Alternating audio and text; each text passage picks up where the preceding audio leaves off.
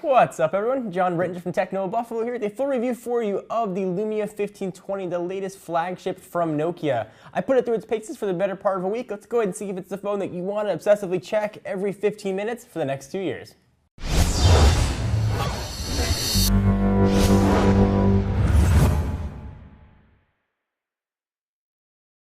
Let me begin this review the way I do all of our reviews, with a disclaimer. I use this as my daily driver for 7 days and then 2 additional days in conjunction with another phone.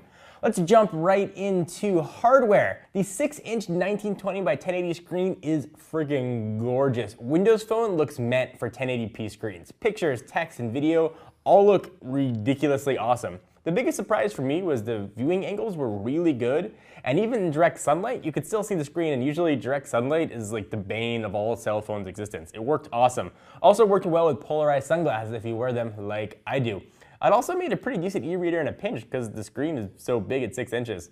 This is the first time that Windows Phone really got premier hardware, and in all honesty, it's not that different, which is probably a testament to Windows Phone, how well optimized it was before.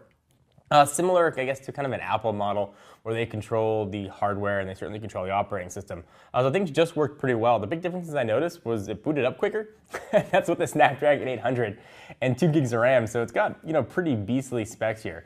Apps also open faster. There was no lag at all. I didn't feel like I had to do any sort of memory management, but never felt like I had to do that before anyway. One of the big stories here, though, aside from the gorgeous specs and the incredible screen, is that guy on the back. It's a pretty nice camera at about 20 megapixels. It doesn't have the giant 1020 style camera hump, and I really like that. I'm not missing the extra 21 megapixels. I really prefer how sort of almost flush this is to the back.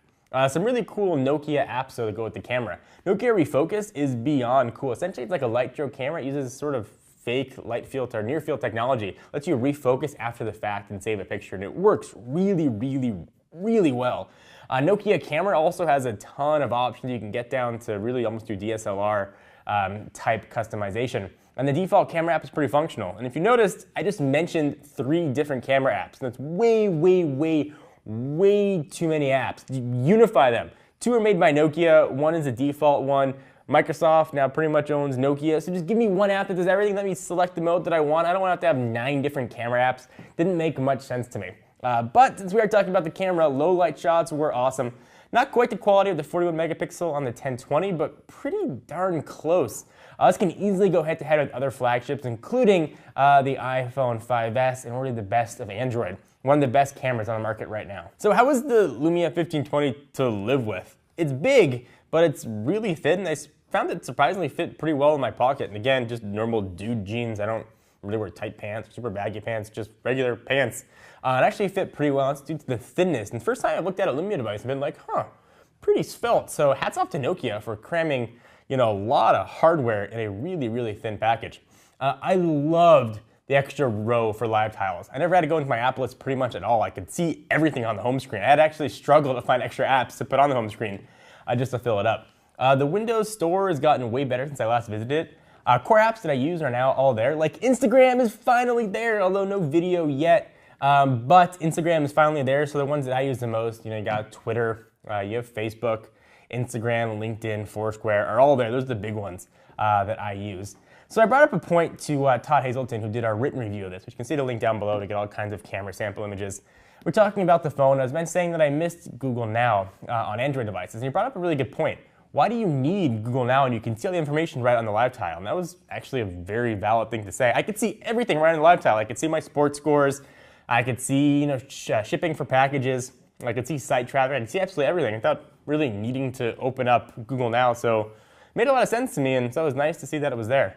It does seem kind of weird from a size standpoint that Nokia went from 4.5 inches on 1020 to 6 inches. If I had to bet, though, I'd say there's a middle ground 5-inch phone coming very soon. Probably sometime around Mobile World Congress, maybe February-ish. Giant phone. Also packs a pretty giant battery, 3,400 milliamp hours, and it was pretty awesome, and it worked very well. To be able to get through a whole day with 40%. So my usage is, generally it comes off the charger around 7 in the morning. It's connected to Wi-Fi almost all the day, either at home or at the office. There's probably more social networking than I've cared to admit on here. Probably about an hour and a half, 2 hours of phone calls. Pulling into email accounts every 15 minutes, which is the most frequent you can check if it's not an Exchange account. Screen brightness set to about 80%. I like a really bright screen. And then just some video watching and some light games. So that's my usage. As long as I get through a full day, I'm pretty happy. So if you just turn down the brightness, you could very easily stretch it out to probably 2 days. When we saw this guy debuted at, in Abu Dhabi, I was really excited. Wireless charging was gonna be here, no need for an external case. And then AT&T or Nokia, those two companies neutered the phone and no wireless charging here. So WTF, I really would have liked to have had wireless charging without having put a freaking giant stupid back cover on this. If the phone is announced with wireless charging, just give it to me with wireless charging. I did this in a rants video. I want it. Give it to me, please. I do really wish there was a digital assistant, something like Siri or Google Search, but supposedly that's coming. And they're calling it Cortana, which is kind of cool. No notification center is also kind of annoying, but supposedly that's also coming.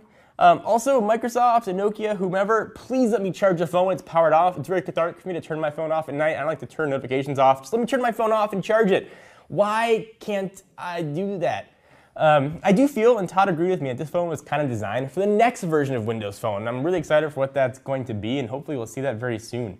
I could use this as my only phone and be pretty happy.